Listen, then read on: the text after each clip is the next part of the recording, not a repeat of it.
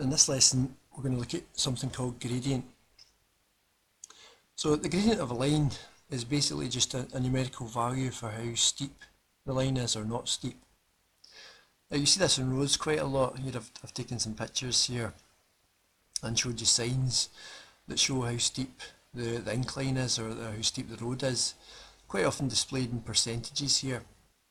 Now gradient can be displayed as percentages, it can be displayed as a ratio like here, 1 in 7, and it can also be described as a fraction. The main value we're going to give it is a fraction, but it can be displayed in all these different ways. So as I said, the gradient of a slope is a numerical value for how steep it is.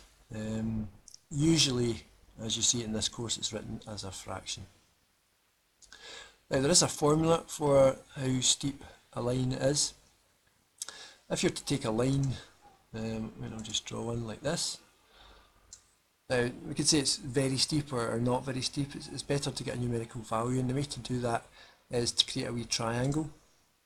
So if you create a triangle going along the way and then up the way like this, then gradient is defined by how far along you go and how far up you go to create that slope.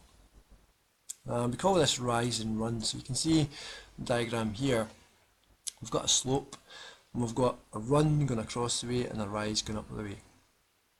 And to get the gradient you just divide the two. Gradient's defined as rise over run. How far along you go by how far up you go. Say for example you went 10 along and 1 up. That wouldn't be as steep as 10 along and 2 up, or 10 along and 3 up. We tend to go 1 along and so many up. But the formula is as it says here, gradient equals rise over run. Now let's do some calculations at this level on this. So if I'm presented with a wee triangle and I have to work out the gradient of this slope here, my rise is 4, my run's 20. So you just feed it into the formula, gradient equals rise over run. So the rise is 4, the run is 20, and then you make sure you simplify your fraction. So they both divide by 4, so you get 1 in the top and a 5 in the bottom. So this gradient is equal to 1/5. The second example here, we've got a triangle, we've got a rise of 7 meters and a run of 3. So the gradient is just basically 7 over 3. Now we tend to not leave this as a mixed number. You can see how many 3's go into 7, which is 2 with 1 left over. I would probably in most cases leave it as 7 over 3, but if you wanted to turn it into a decimal, you could do 7 divided by 3 and you get 2.3333 to 2 decimal places, 2.33. Okay, now quite often what we want to do is transfer this information into a coordinate diagram, particularly in the National 5 course. So if you look at a coordinate diagram here, we've got a line, we've taken a point on it P, another point on it Q, and I'm trying to work out the gradient of PQ. Now instead of having the simple version of the formula rise over run, because we're in a coordinate diagram, we're going to talk about y's and x's. Now the height of a triangle here is just the difference in the y coordinate. So if you think about a value q here, it's got a y coordinate of 1, 2, 3, 4. The p coordinate has got a y value of 2. Now if you did 4 take away 2, you would get the height of a wee triangle here, which is this bit here. That gives you 2. So the change in y values we write as this delta y over delta x. Delta is just a Greek symbol meaning the change in something. Also we notice here that I'm using gradient and I've got wee subscript PQ to show that I'm working out the gradient of PQ. So instead of having rise of 2, we're going to say delta y is equal to 2. Nothing different really, that delta y is just the same as the rise. And the change in x values, say this x value here of q, it's 1, 2, 3, 4, 5, 6, 7, that would be a 7x value. And this one, p value at x would be 1, so 7 take away 1 would give you 6 there. So the delta x, the change in x values, is 6. Or the run, you could also say, is 6. So simplify that down to get 1 over 3. So any line that slopes upwards from left to right like this has a positive gradient. So if it's going up towards the positive numbers, I tend to think about temperature gauge or a thermometer. In temperature, the positive numbers are up high and the negative numbers are down low. So this slope is pointing up the way. So it's going up like that. Another way to look at it is a car driving up a hill.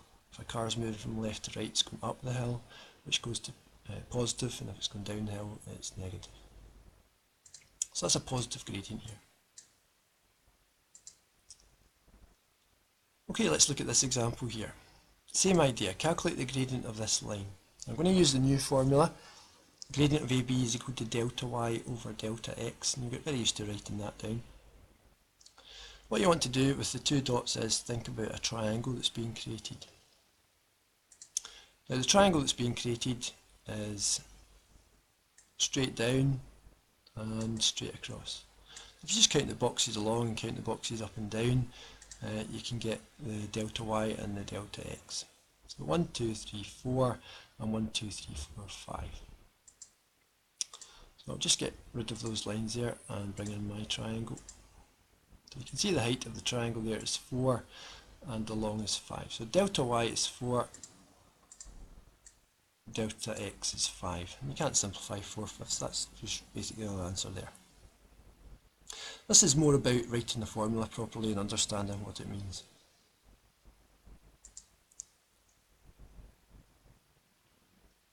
Okay, finally this last example.